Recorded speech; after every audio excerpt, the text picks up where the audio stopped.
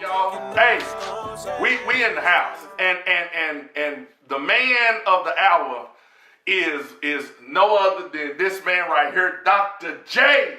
Joseph Mathews, a professional speaker, author, mentor, all these little things, and we about to talk about some stuff. He got a book that's been out.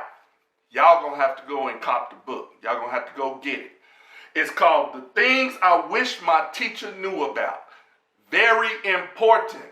You're going to have to get the book. Okay. Now, we rocking, y'all. This man then came into the house and he didn't even gave us our own name for our studio. And so we're going to welcome y'all right now. What was it called? Welcome to the Pride, baby. Come on, man. Come on. This man that came in and gave it to us. You hear me? Hey, we getting ready to talk about some stuff going on in today's life. That's just the way it is. The man is looking to make a difference in everybody. He talking about just being focused, getting over anything, and just rocking. Y'all gonna almost think it's me and him talk like the same. But hey, that's, you rock with people that rock with you. Right. You see what I'm saying? So let's give it up for Joseph, Dr. J. Mathews. What's up, man? What's up, my brother? How you doing, man? I'm good, man. We so glad you're here, man. Yeah, good to be here, man. Good to be here. We are happy. You've been knowing Jabbo for a minute, huh? Yeah. Elementary school. Oh. Hey. Steve, right? He been knowing him longer than I've been knowing him. Really. For real. It's hard to find people knowing him longer than me. Yeah. But he been knowing him longer than me, y'all. But it's good. When you know somebody long time, the friendship just don't leave, huh? No, it don't leave, man. It don't leave. Those memories, man. Memories don't leave. That's the key. Yeah. What you thinking, Jab? I don't know, because I really didn't really put, I know we've been knowing each other for a while, but then when you say elementary and you say Steve, like we really have been in contact with each other for so long. There's always periods of time where we might be, out of contact, but no matter what, if something happens and we continue to still kind of connect. And I just sat here for a minute and was like, had that moment like, wow, why is this guy been in, like, so many people have been through my life. So many people who I were very close to. Yeah. You know what I'm saying? Right. But they're not here now. Mm-hmm. You know what I'm saying? Like my guys that I grew up in Spencer, in Paradise, Reggie, Reggie, you know what I'm saying? We was just two peas in a pod, but you're sitting here in this chair, man, and I just appreciate what you do. I appreciate the fact that you have been able to go abroad around the nation and continue to do and represent Oklahoma people, black men, the way that you do, man. So I appreciate that, man. No doubt. I appreciate that. Well, check this out. The people first want to know about you. So kind of tell us a little bit about your story. Yeah. Tell us that. Yeah, man. Like, really, honestly, going through this whole transition that I've had as a kid, man. I always tell people about in Steed. We were in Steed, and I never knew, because I moved around a lot, and I never knew where life was taking me when I was at another school. I'm not going to name the school. I'm not going to put them on blast because they haven't been shut down. Mm-hmm. But I was placed in special education at that school, right? It wasn't Steed, but it was a certain school, and placed in special education in 3rd grade. And that was really the beginning of this downward cycle that I had, right? Of not feeling like I was valuable, but also being upset at the world, and that hurt. We talk about a lot of kids are walking around angry, and I always ask people, are they angry or are they hurt? Mm-hmm. Because if they're angry, then the onus is on them. But if they're hurt, then that means that someone hurt them, and that onus needs to be shared with others, right? So I was hurt, and it stemmed a lot from being placed in special education and having my intellect and my ability downplayed and suppressed in a lot of ways. And so that was the beginning of kind of this downward spiral academically for me and emotionally for me. And if you think about an elementary kid, that's really all they have to offer to the world is, and that's all the world has to offer to them, is they're in school. And that's pretty much your whole life when you think about elementary school, man. Like, that's your whole life. Yeah. That's your friend group. That's your social setting. That's everything. And you're asked to do one job, and then you're failing at that one job. And if you're an elementary kid and you're failing academically and you're getting in trouble, then that means and that's your life, then you feel like you're what? Worthless. Failing at life. Yeah. So you got a lot of kids walking around, and we wonder why kids are in the condition at the end. Yes, we can absolutely trace it to family, right? But we also, school plays a major role in the conditions of our kids, right? And how they feel about themselves and how they move out into the world. So yeah, that was the beginning of it, man. And then, and as everyone knows me, I turned into this really, a great athlete, star athlete that was really well known around the city, the state. Middle school, struggled academically, but sports helped me, and I tell people it saved my life. And one of the things that I remember specifically, 8th grade, one of my coaches came in and asked me, he said, hey, Joseph, because I had been failing classes, and he said, hey, if I told you that I was going to beat your butt on the street, what would you do? And I said, what? I'll fight you back. Right. And he said, well, why is it that life is punching you in the face and school is punching you in the face and you won't fight back? Good point, man. Right? And that was a moment that was going to stick with me later in life when I found myself in jail at 17. In jail at 17. All right. I dropped out of school. Yeah. In jail at 17, and what that coach said to me is punching me in my face, and it's hitting me in my gut as I'm laying in the cell, because I was a star athlete, colleges around the country recruiting me, and I done dropped out of school and went to jail. And that's really what the basis of this book is really built on, because there's a picture of the book, and it's the picture is me sitting in class that one of my friends took, and he posted it. And I remember when he posted it years ago, the first thing I said is like, wow, I remember that. And I remember thinking, there's so many things I wish my teacher knew about me. And that was the basis of the book and where the title came from. And it also, so I speak about those stories and the journey of going through poverty, going through the 90s where there was a lot of gangs around here, and especially in Midwest City, and how many teachers didn't believe in me, right? And so that was the basis of that book and that journey. I tell you what, you made some man pivotal points in there. One of them that stood out to me is the one about going to special ed. Because I don't think now being in special ed is the same like it was back then in the 90s. Because when you talking about, man, people fist to talk about you. That's what we did. You know what I'm saying? In the 90s, we talked about you if you was in special ed. We considered special ed, you was just stupid. They come pull you out the class. Oh man. And we looked at it as, man, nowadays it's not built like that no more. Yeah. It's more of, you might need some help with certain things. It ain't, they like, no, you did special ed ain't like that.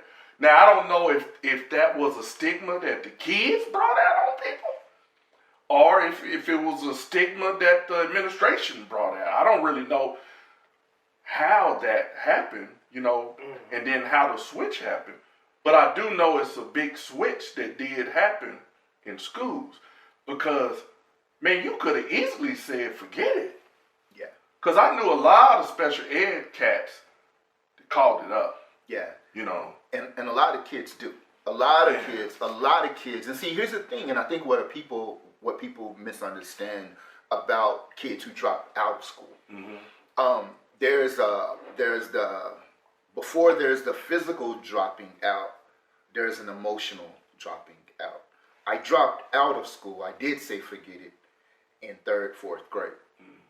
Right? I said forget it emotionally. I checked out. Right? And so we wonder, why is it so hard to engage this kid? He checked out. Yeah. He dropped out already. He hasn't physically done it, but he's already dropped out. And you have a book called what? The Dropout.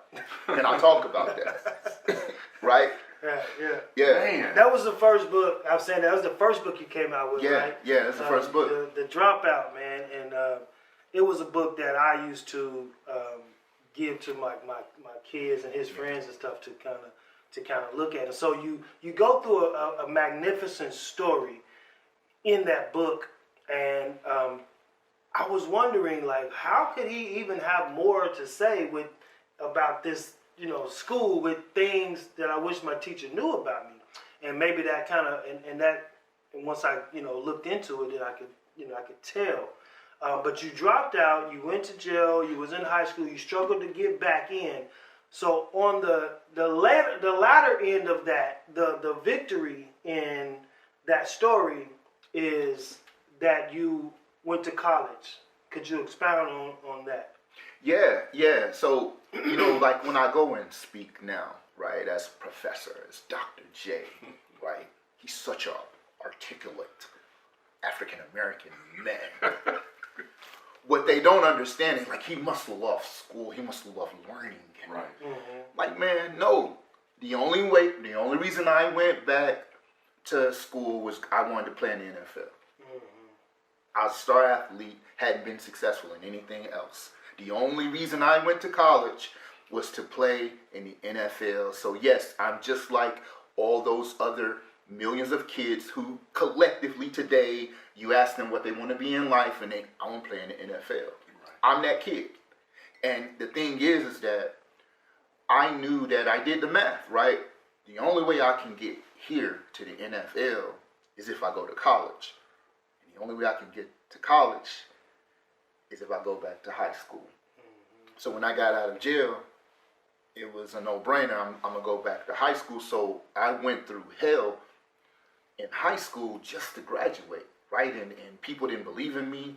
Very seldom does a kid drop out of school and then come back. Yeah. Right? And so I came back and I had to do night school, had to do weekend school, all of these things just to try to graduate last in my class. And it was a competitiveness, right? Like I thought about the coach who said to me, punching me in the face, right?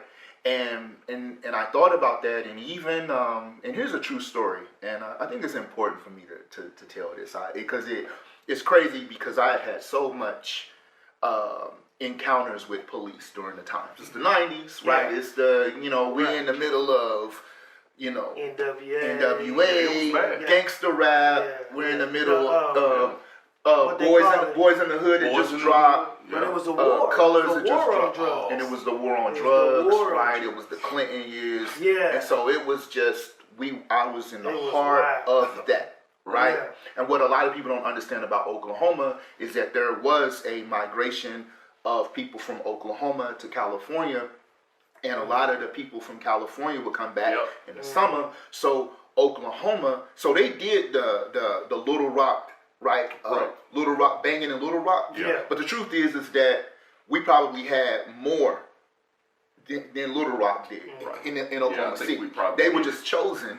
They were the chosen ones, but it could have easily been banging in Midwest City, banging in Oklahoma City. Easy. You know what I mean? And people would have known, but so like now, so people just think it's just horses and cowboys, but they didn't know, man. We had everything that was gang related on the West Coast was here. Was he? Yeah, it was. You know what I mean? Like, you think about, you had the Inglewood Family Gangsters, the Pyru, the Grape Street. That's California. Right. You know what I mean? Yeah. But you had that, so they would bring that back, all of the grandkids of the people who moved out in California. So we're here, we're living in this environment, and I remember thinking to myself, like, man, the only way I'm going to be able to get out into this world is if I try to, to do something different. So I thought about what the coach said, and I thought about all of the stuff that the teachers were saying against me, that I wasn't going to make it. And a police officer said to me in night class, he said, hey, I was in a meeting the other night, and there were some teachers betting that you wasn't going to make it. I was like, wow. The teachers were saying, and this is a police officer who I had some, because of the 90s and all of that, Right. I wasn't really rocking with them like that. But he came to me and said that, and I just remember thinking to myself, okay, all right. And so it became like this other challenge, and I think about, like, even now today, when I went and talked to Millwood and I asked the kids, I said, hey, I was like, I told the kid, I said, hey, I'm going to come over there and get your shoes from you. And he was like, what? You going to take my shoes? I said, why won't you let me take your shoes? And I asked everybody, why won't he let me take his shoes? Because they're his. They don't belong to you. I said, is that true? But you let people walk up to you and take your dreams from you? Easy. Man. You'll fight for your shoes, but you won't fight for your dreams. Right. And they were like, ooh, you right. You right, you got me. You heard some kids like, you got me, you right. So that was the approach that I took with that once I went back to school. And I walked across that stage. And here's the thing, you would think after all that I went through that it would have been a party when I walked across stage. I remember like it was yesterday, fam. Dead silence. I graduated 166 out of 166 kids, and when they called my name, dead silence. At least you would have got the applause because it was the last person. Everybody at least happy that it's the last person we get to get out of this graduation of 166. But you couldn't even get the relief clap. Like, woof, we done. I mean, But could you get he made it clap? You see what I'm saying? You wasn't gonna get everybody was betting against them. They just lost their bets. You ain't for the clap. You not about to clap because you done lost your bet. And not only did they lose the bet, but here it is, and the satisfaction is that they were silent because they were shocked. Right. And because I just shocked the world. Right. Because the people in the audience have heard the stories probably about you. They knew. They saw the ineligible list. Yeah. Because we had what was called the ineligible list. Right. And I had all F's on the ineligible list, so I couldn't play or whatever. So they knew. Right. They knew. And ain't no way he about to graduate. Right. Right. Well, tell me this. How did your story, because, I can see how it can inspire other people. But how did your story especially back then, how did it inspire you? Yeah, so I think what it inspired me, because I am a competitor, right? I am a fighter, and honestly, like, I know what it feels like. I know what that kid today, there's a kid right now relieve that today's Saturday, right? Because they went through a hell of a week this past week, right? Academically, emotionally, and they feel themselves falling further and further and further behind.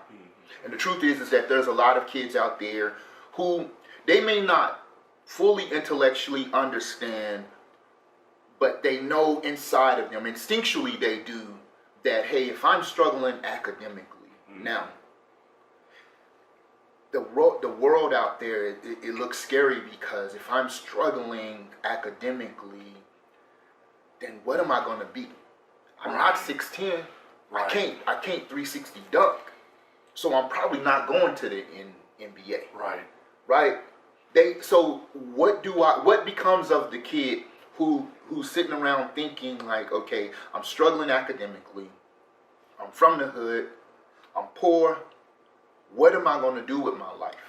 And then we wonder why it's so easy for certain kids to pick up drugs, right? And then we wonder why they have this dream of playing in the NFL or the NBA. And I tell teachers all the time, is it that they want to play in the NFL and the NBA, or is that the only alternative that they've been offered? Good point. And if you say that you love the kids and you want to teach them and engage them, why are you not introducing alternatives to that instead of telling them what they cannot be? Because the first thing I write about this in the book, the teacher was asking all of the kids, hey, what do you want to be when you grow up?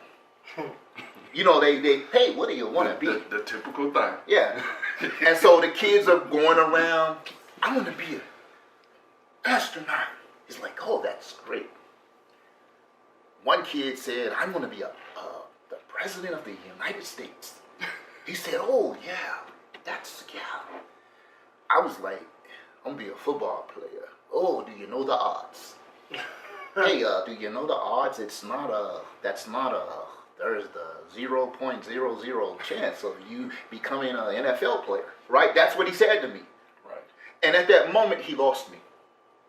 Because you asked me to open up and to share with you my dream, my passion, and the first thing you did was crush it. Knocked it down. Yeah. It wasn't until later on in life that I thought about, and I'm sitting there thinking about it as a teacher, when I had students that would come to me and say that, and I knew I'm not going to tell you that you can't become it. What I am going to do, though, is introduce you to the possibilities and opportunities that exist within that culture. Because what the kids are really saying when they say I want to play NFL or play in the NBA, what they're really saying is, man, I love that culture. And I'm comfortable with this culture. And what if we, instead of telling the kid, hey, do you know the odds? What if we told that kid, hey, what about this?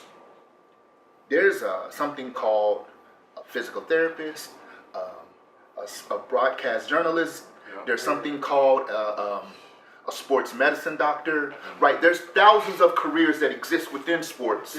That kids, that now makes the work that they're doing, it now makes the English relevant, it makes science relevant, it makes math relevant, but it's unethical to ask a kid to do something, but I don't know if you're going to get paid with this. You telling me to do math and to bust my butt doing this math, and it's stressing me out, but you're not telling me how I can use this math to make some money. Right? That's unethical. You're telling me to do English, but you're not telling me what I'm doing English for.